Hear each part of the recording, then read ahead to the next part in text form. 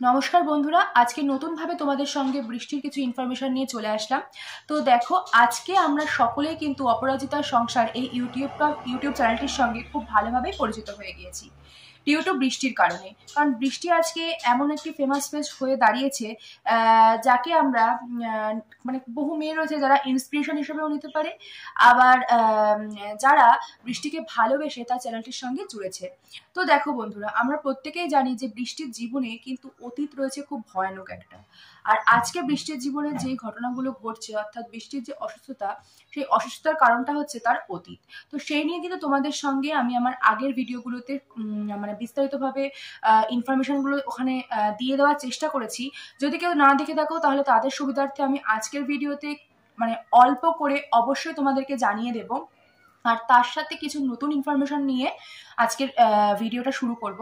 তো তার আগে আমি আমার ইন্ট্রোটা দিতে চাই। আমি হচ্ছে উদিতা। তোমরা প্রত্যেকেই কিন্তু আমার এই অ্যাক্টিভ উদিতা চ্যানেলটিকে যদি ভালোবেসে থাকো তাহলে অবশ্যই কিন্তু চ্যানেলটিকে সাবস্ক্রাইব করে তার সাথে জুড়ে যেতে ভুলবে না, এবং পাশে থাকা বেল বাটনটিকে ক্লিক করে তাতে থাকা অল নোটিফিকেশনটি অলওয়েজ অন রাখবে। এতে করে আমি যখনই কোনো ভিডিও আপলোড করব সেই ভিডিও কিন্তু সবার প্রথমে তোমাদের সামনে পৌঁছে যাবে। তো দেখো, আজকে যেরকম বৃষ্টিকে নিয়ে কিছু ইনফরমেশন দেব, সেই সাথে কিন্তু আমার কাছে কিছু মেসেজ বা কিছু মানে কল কল আসছে, যেটার কারণবশত আমি তোমাদের সঙ্গে সেই নিয়ে কিছু কথা বলতে চাই। সেটা হচ্ছে যে দেখো, আজকে আমরা যারা কন্ট্রোভার্সি ক্রিয়েটাররা রয়েছি তারা কিন্তু সবসময় যে কন্ট্রোভার্সিগুলো নিয়ে আলোচনা করি সেটার কিন্তু মূল উদ্দেশ্য এটা নয় যে আমরা শুধু খারাপ জিনিসটাকেই বলবো। এটা আমি আগেও বলেছি, আমি আবারও তোমাদের সামনে বলার চেষ্টা করছি যে আমরা শুধুমাত্র খারাপটাকে যে তুলে ধরার চেষ্টা করি এরকমটা নয়, আমরা কিন্তু ভালোটাকেও তুলে ধরার চেষ্টা করি। বা কোনো মানুষের সাথে যদি কোনো খারাপ হয়, মানে ধরো সেটা তার অসুস্থতা হতে পারে বা সেটা তার অন্য কোনো প্রবলেম হতে পারে, সেটাও কিন্তু আমরা তুলে ধরার চেষ্টা করি। আর অনেকের পক্ষে অনেক সময় অনেক ইউটিউব চ্যানেলের সঙ্গে পরিচিতি থাকে না, কিন্তু আমরা এই কন্ট্রোভার্সি ক্রিয়েটার যারা রয়েছি তাদের মাধ্যমে কিন্তু বহু মানুষ এই চ্যানেলগুলোর সাথে জুড়তে পারে, এবং যদি কোনো হেল্প করার মতো পরিস্থিতি থাকে সেইগুলো তারা করতে পারে। আর আমরা যারা কন্ট্রোভার্সি ক্রিয়েটাররা রয়েছি তাদের কিন্তু শুধুমাত্র মানে আমাদের চ্যানেলটাকে গ্রো করাবো। দেখো, ইউটিউব প্ল্যাটফর্মে এসছি, অবশ্যই কিন্তু সেখানে খাটছি, মানে আমরা চাইবো যে আমাদের চ্যানেলটাও গ্রো করুক এবং আমরাও যেন এখান থেকে কিছু আর্ন করতে পারি। কিন্তু আর্ন করার সাথে সাথে আমরা কিন্তু কখনোই তোমাদেরকে ভুল ইনফরমেশন দেওয়ার চেষ্টা করি না, বা আমাদের চ্যানেলকে দাঁড় করানোর জন্য ভুল ইনফরমেশন দিয়ে সেখানে কোনো চ্যানেল সম্পর্কে নোংরা কথা বা বাজে মন্তব্য করে সেই জিনিসটাকে নোংরার দিকে নিয়ে যাওয়ার চেষ্টা করি না। এটা কখনোই কোনো কন্ট্রোভার্সি ক্রিয়েটারের কাম্য না, মানে কাম্য নয়। কারণ একটা কন্ট্রোভার্সি ক্রিয়েটার যখন কোনো কন্ট্রোভার্সি করতে বসে তখন কিন্তু তাদেরকে প্রচুর ইনফরমেশন অনেক জায়গা থেকে গ্যাদার করতে হয়।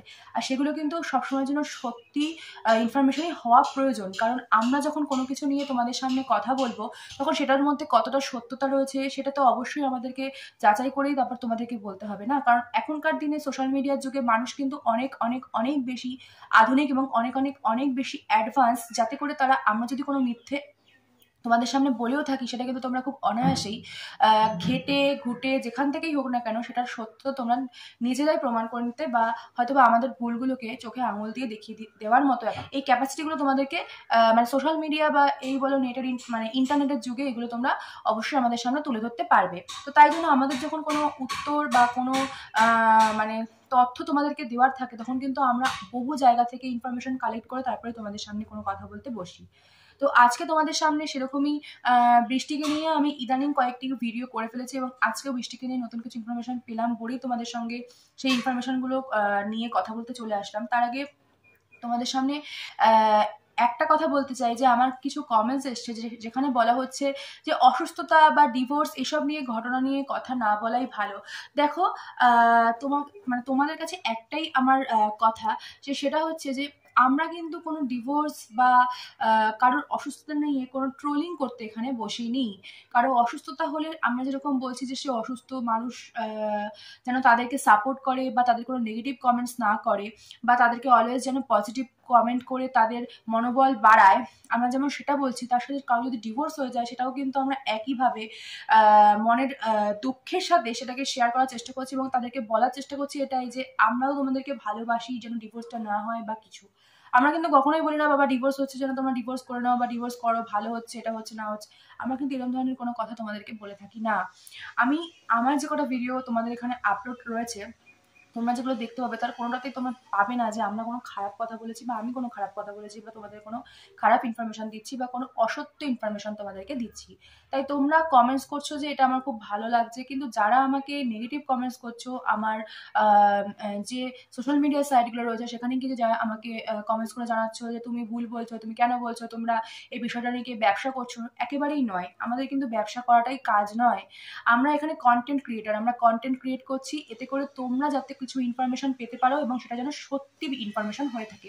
কারণ মানুষ অনেক ইনফরমেশন রয়েছে যে ইনফরমেশনগুলো কিন্তু মানে অনেকভাবে পেতে পারে না। হ্যাঁ, আজকালকার দিনে আমি যেমন বললাম যে সোশ্যাল মিডিয়ার যুগ, ইন্টারনেটের যুগ, মানুষ মিথ্যাটাকে মানে কতটা তার মধ্যে মিথ্যা রয়েছে বা কোনো সত্য ঘটনাকে আমি মিথ্যা বলে চালাচ্ছি কিনা, আমার মিথ্যা ঘটনাকে সত্য বলে চালাচ্ছি কিনা সেটা যেমন প্রমাণ করে দিতে পারে, তেমন কিন্তু বহু মানুষ রয়েছে যাদের কাছে আজও পর্যন্ত হয়তো মানে এত কিছু মানে আইডিয়া নেই, হয়তো বা তারা জানতে পারছে না বা অনেক ইউটিউব চ্যানেলের সঙ্গে তাদের পরিচিতি নেই বা তারা এই বিষয়টা বোঝে না, হয়তো বা আমার কোনো ভিডিওর মাধ্যমে তাদের কোনো ইনফরমেশন তারা পেতে পারছে বা অন্যান্য বহু কিছুই হতে পারে।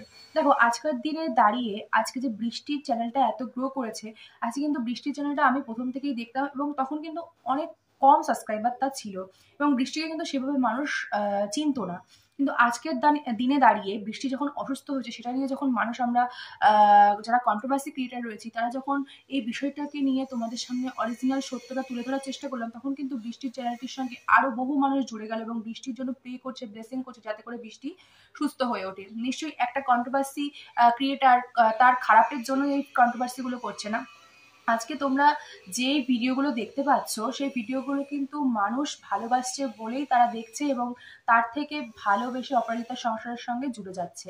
আর আমাদের কামনা কিন্তু বৃষ্টির সুস্থ হয়ে ওঠা, বৃষ্টির খারাপ আমরা কখনোই চাই না। তো এবার তোমাদের সামনে বলবো যে বৃষ্টির অরিজিনালি কিছু তথ্য আমার সামনে আবারও উঠে এসছে। তার আগে তোমাদেরকে বলে দিই যে দেখো, যারা তোমরা দেখোনি আমার আগের ভিডিওগুলো তাদের সুবিধার্থে আমি আবারও ছোট করে বলে দিচ্ছি যে বৃষ্টির কি হয়েছে এবং কেন হয়েছে এবং এই জিনিসটা কতদিন ধরে বৃষ্টির মধ্যে চলছে। দেখো বন্ধুরা, বৃষ্টির কিন্তু অরিজিনালি দুটো মেজর প্রবলেম ধরা পড়েছে। সেটা হচ্ছে বৃষ্টির ইউট্রাসে যেটা মানে সব দিয়ে মেজর প্রবলেম, সেটা হচ্ছে যে বৃষ্টির ইউট্রাসে কিন্তু ইনফেকশন ধরা পড়েছে এবং ইউট্রাসে ইনফেকশন কিন্তু খুব জলদি জলদি স্প্রেড করে, যেহেতু ইউট্রাস একটা সেন্সিটিভ পার্ট এবং এই সেন্সিটিভ পার্টে যখন কোনো ইনফেকশন হয় তখন সেই ইনফেকশন কিন্তু খুব তাড়াতাড়ি স্প্রেড করে এবং সেই স্প্রেডটার কারণবশত সেটা কিন্তু ক্যান্সারের রূপ ধারণ করতে পারে।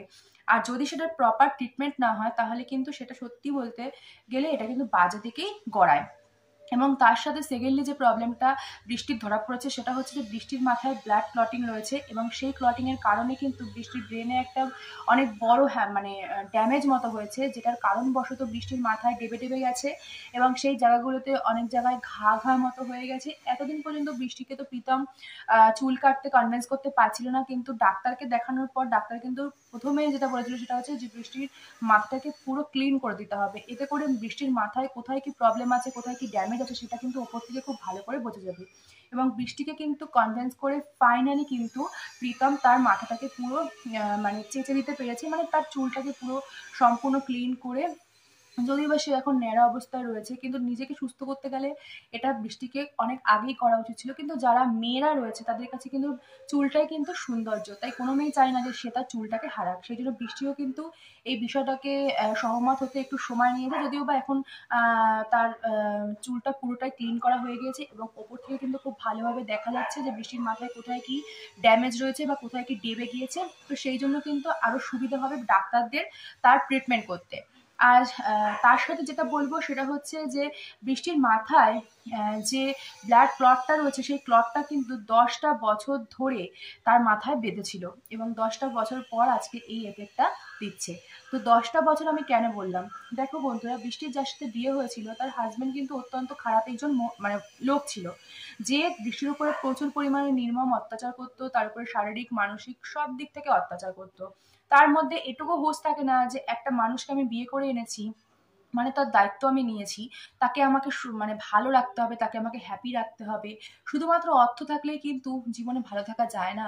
সেই মানুষটার কাছে অনেক অর্থ ছিল, সেই মানুষটার অনেক প্রভাব ছিল, ঠিক আছে, অনেক মানে অনেক লাক্সারি লাইফ ছিল তার, কিন্তু সেখানে কিন্তু শান্তি ছিল না। মানুষটি কিন্তু অত্যন্ত খারাপ একটি মানুষ, এবং সে কিন্তু বৃষ্টির উপরে এত অমায়িক অত্যাচার করতো, যেখানে তাকে সিগারেটের ছ্যাঁকা থেকে শুরু করে ডান্ডার বাড়ি থেকে শুরু করে আরো না জানি কত কি। সেই সমস্ত কিছু হয়তোবা আমরা পুরোপুরি জানি না, যতটা বৃষ্টি জানিয়েছে ততটা তোমাদেরকে জানাতে পারলাম। যতটা জানি না ততটাও তোমাদেরকে জানানোর চেষ্টা করবো, যদি আমরা জানতে পারি। তো তো দেখো, বৃষ্টির সঙ্গে এই যে 10 বছর আগে ঘটে যাওয়া ঘটনাটা, সেটাই 10 বছর আগে কেন আমি বলছি। দেখো, বৃষ্টির ছেলের আজকে বয়স হচ্ছে 6 বছর, আর বৃষ্টির ছেলের নাম হচ্ছে অর্ক।